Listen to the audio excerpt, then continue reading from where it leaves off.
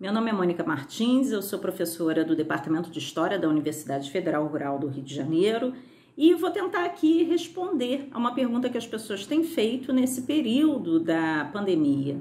No que o estudo da história ajuda a gente a entender esse contexto da epidemia da Covid-19 que a gente vivencia hoje? Bom, a história estuda as sociedades ao longo do tempo.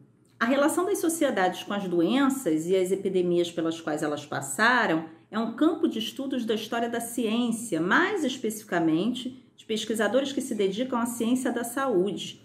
Eles analisam como as epidemias tiveram impactos na sociedade em determinados períodos, como as pessoas reagiram, como as autoridades optaram por lidar com a doença, quais os preconceitos que foram disseminados junto com as doenças, que medidas podem ter contribuído para melhorar ou piorar as condições de vida das pessoas, qual a relação que essa sociedade tinha com o conhecimento sobre as doenças em determinada época.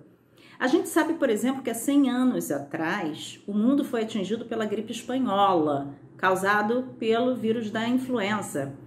Se estima que tenha chegado a matar até 50 milhões de pessoas pelo mundo todo. Só no Rio de Janeiro foram 15 mil mortos. O mundo vivia a Primeira Guerra Mundial e a Espanha era o único país que divulgava os números alarmantes de mortos atingidos pela gripe, enquanto os outros escondiam esses dados no contexto da Primeira Guerra Mundial. Os cientistas fizeram alertas para a quarentena da população que não foram seguidos por muitas autoridades. As crenças diversas fizeram com que as pessoas duvidassem das orientações científicas e as falsas notícias e os boatos se alastravam tão rápido quanto a própria doença. Chamada no Brasil popularmente de limpa-velhos, os efeitos dessa gripe eram minimizados, enquanto se acumulavam mortes pelo mundo todo. Esse cenário parece familiar para você? É isso.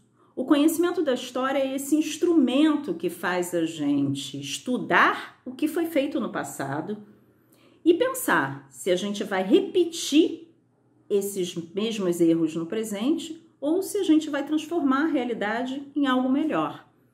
Se você puder, fica em casa.